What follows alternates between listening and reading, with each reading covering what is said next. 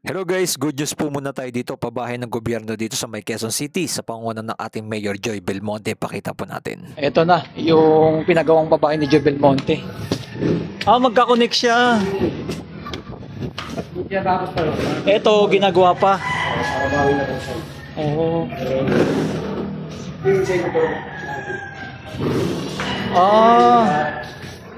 Ito pala yung ano, no? Ito yung mga... Dami na rin po pala nakatira eh. Si sir, dito pala nakatira. Sir. Unang binabali ko yung sigura dito yung mga nabubuan na karaan. Sila yung nang Silang mga relocation. May lagay na rin ng ano, no? May tubig, kuryente na, tas may ano pa. Si kompleto talaga pala.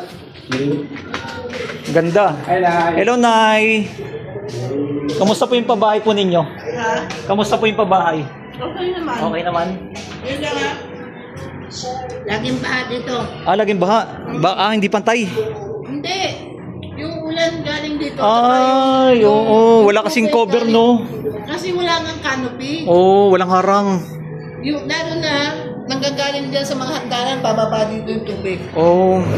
Yun lang ang isang problema pala, no? Yes, yun ang isang problema. Pero the rest naman, okay naman. Okay naman. Ayan, si nanay. Ang masakit lang yung tubig namin, mahal. Mahal yung tubig. Mahal taga ng tubig ngayon eh. Lahat eh. Mayroon din silang ano, fire distinguisher. Ayan. Third floor. Ito naman sila, sir. Ginagawa pa. Oo nga, yun nga, no? Pumapasok rin ng ano, no? Pero ang ganda. Hello, sir. Ito yung ano nila. Hello, ma'am. Ganda pala ng ano eh. Ilang kwarto rin pala eh. Ito yung parang playground nila, sir, no? Ano pangalan niyo, sir? Marco. Ano? Marco. Connector rin eh, no? Community 1, 2, and 3. Magkakasama na. Ito yung parang pinaka-playground nila. Ganda, bakante, oh. Ito naman. Fourth floor. May music lang, sir. Hindi na ako akit niya, sir. May music eh. Ayan, ang ganda. Ang ganda. Taas pala may connecta. Magkakonekta talaga pala sila ang nangyari. Pero ang ganda ng room, no? Pwede makita yung ano yan, room nila, ano? Ang ganda, no? Tanong natin kung magkano binabayaran nila, mami. Hello, ma'am. Ma'am, magkano binabayaran niyo po dito monthly? Wala pa po, wala pa kontrata. Wala pang kontrata. Ilan taon na po kayo nakatira dito, mami? Months pa lang po, 3 months. 3 months pa lang po. Okay lang po kayo, videoan ko lang yung pabahay po ni Joy Belmonte. Okay lang 3 months na kayo nakatira dito pero wala pa po kayong binabayaran. Yung kuryente, tubig, meron na kayo. Kompleto na. Yun ang pinabayaran namin. Ilang room po ito, mami? Ay, hindi ko po alam. Hindi, itong kwarto nyo. Isa na. Kasama CR. Tapos may lababo, may CR. Ito na, isang kumpleto na pala siya. Ayun. 3 months na si mami. Wala lang binabayaran, mami, no? Wala pa, no?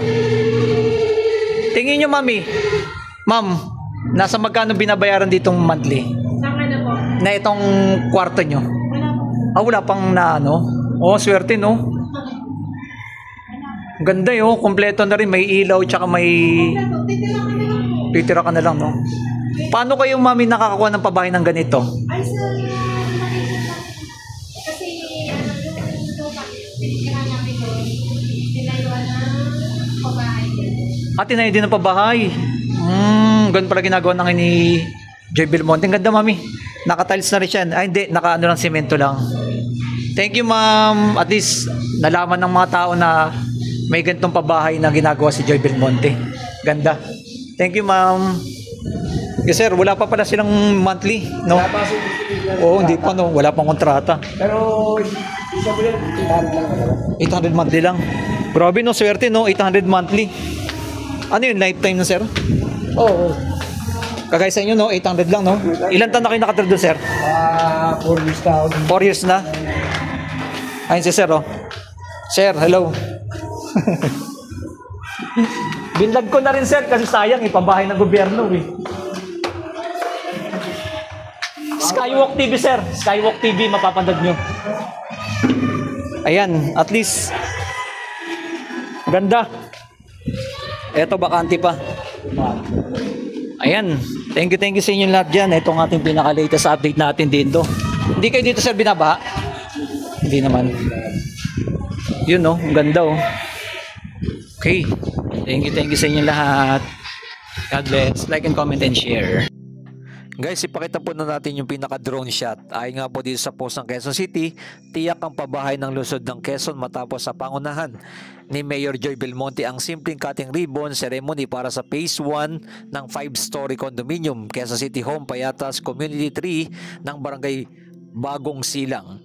Sa kabuuan, mayroon itong 139 rental housing unit na may sukat na 24 square at 30 square meter.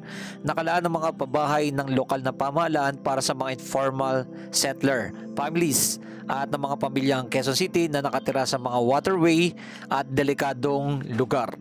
Yan po ang ginawang pabahay po ng ating Mayor Joy Belmonte na ating ipinapakita natin sa inyo yung pinaka-drone shot.